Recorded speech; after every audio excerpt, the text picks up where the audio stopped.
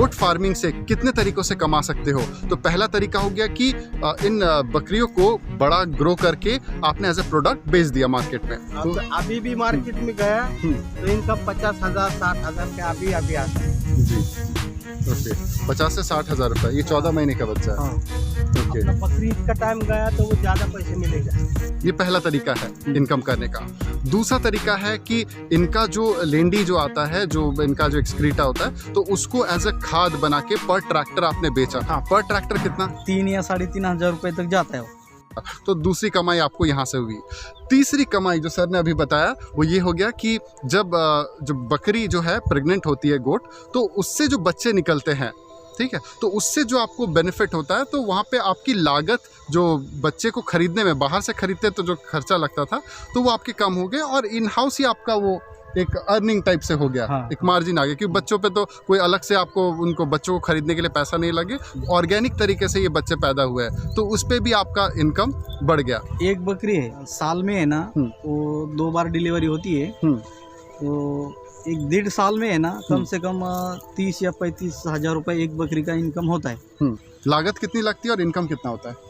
लागत तो कुछ नहीं होता है उसमें, मतलब पैसा कुछ नहीं लगाना पड़ता है उसमें। इलाज दवाई? हाँ, वो क्या 1,000-500 रुपये मतलब लग गया तो लग गया, नहीं तो लगता भी नहीं है। हाँ, अगर घुमा के लाए तो, और एक जगह पे अगर रह गया ना तो उसको बार बार देखना पड़ता है, मतलब कैसा है क्या है, डॉक्टर को दिखाना पड़ता है। ओके। अच्छा, एक और भी सोर्स है जिससे आप अर्निंग कर सकते हो, वो हो गया गोट मिल्क से। हालांकि ये बहुत एक्सक्लूसिव प्रोडक्ट है और ये सब ज़्यादातर केस में हमने सुना है कि टीबी के मरीजों को ही चाहिए होता है।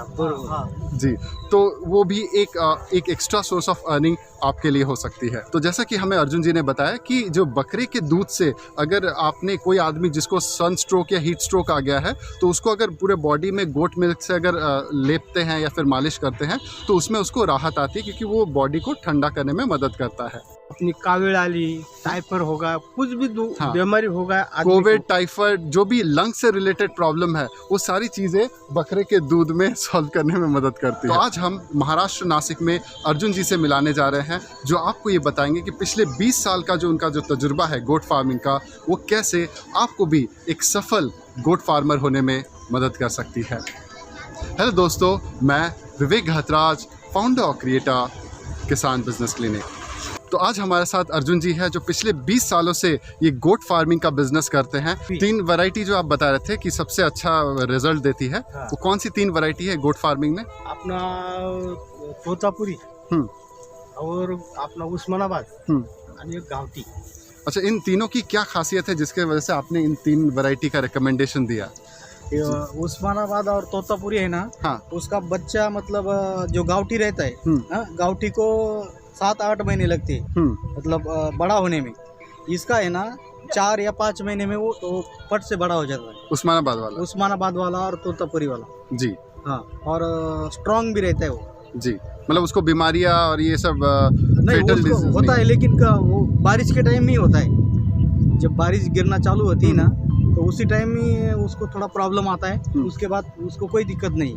सबसे ज़रूरी जब बकरी लेते टाइम, हाँ, बकरी नया मतलब यंग बकरी लेने का, उसके बाद में उसका जो खाना पीना है उसको टाइम से देने का, डाइट उसका फॉलो करवाना। हाँ जी, हाँ, खाना पीना उसको सही तरीके से देना, और मतलब उसको थोड़ा भी बुखार या कुछ गड़बड़ दिखे उसमें तो उसको तुरंत इंजेक्शन लगाना चाहिए। जो गोट फार्म बना दे आप, उसके नीचे जो सफाई रहती है वो सफाई जरूरी। गोट फार्म आपने जो बना के रखा है, उसमें देखा आपने काफ़ी मतलब पैसे बचाने का जो जुगाड़ काफ़ी अच्छे से करके रखा है। वो पूरा सीड बनने का, जी, कच्चा सीड बनने का, पहले कच्चा सीड बनता वर्ष 2 वर्ष ऐसा करने का, वो पैसा मिला है ज़्यादा, तो वो अच्छा सीड करने का। बाहर का खाना जो है, हाँ, वो ज़्यादा खिलाते हैं उनको, मतलब घर से छोड़ने का, पूरा दिन उसको घुमाने का, खिलाने का, मतलब ऐसे चारा, हाँ, ये सब जो घास वास जो है, हाँ, जंगल में घुमा के लेके आने का, जड़ी बूटी ये सब कुछ। हाँ, तो जड़ी बूटी खाएंगे ना, हाँ, तो स्ट्रांग रहती है और उसको कोई बीमारी नहीं लगता है जी।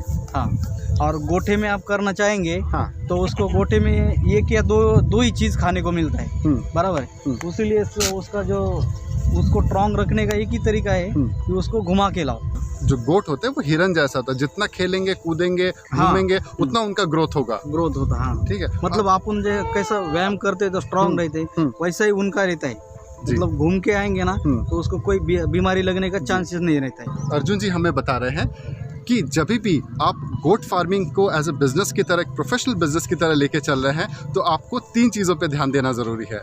सबसे पहला हो गया कि उनके बीमारियों का ध्यान रखिए, उनके खुराक का ध्यान रखिए, और तीसरा हो गया कि आप उनके हाइजीन का मतलब साफ सफाई का भी ध्यान रखिए ताकि इनको आने वाले दिनों में गंदगी से रिलेटेड कोई बीमारी ना हो। और चौथा हो गया कि आप इसको खूब खेलने दीजिए खुले एरिया में, कि जितना खेलने देंगे उतना इनका ग्रोथ ज़्यादा होगा। जैसे होता है ना बॉडी बिल्डर, जितना खुले एरिया पे दौड़ेगा, रन करेगा, एक्सरसाइज करेगा, उसका मसल्स डेवलपमेंट उतना ज़्यादा होता है। थैंक यू अर्जुन जी, आपने अपना इतना वैल्यूएबल टाइम हमको यहाँ पे दिया और रियली हमें बकरी फार्मिंग, जो गोट फार्मिंग के बिजनेस के बारे में, हमें इसके बारे में बहुत अच्छे से जानकारी दी। तो अगर आप भी अपनी ज़िंदगी सिर्फ एक चरवाहे की तरह ना जीकर एक गोट फार्मिंग बॉस की तरह अपना फार्मिंग बिजनेस चलाना चाहते हैं तो आज ही हमारे किसान बिजनेस क्लिनिक के ट्रेनिंग प्रोग्राम को इस दिए हुए नंबर पे कॉल करके अभी आप ज्वाइन कर सकते हैं।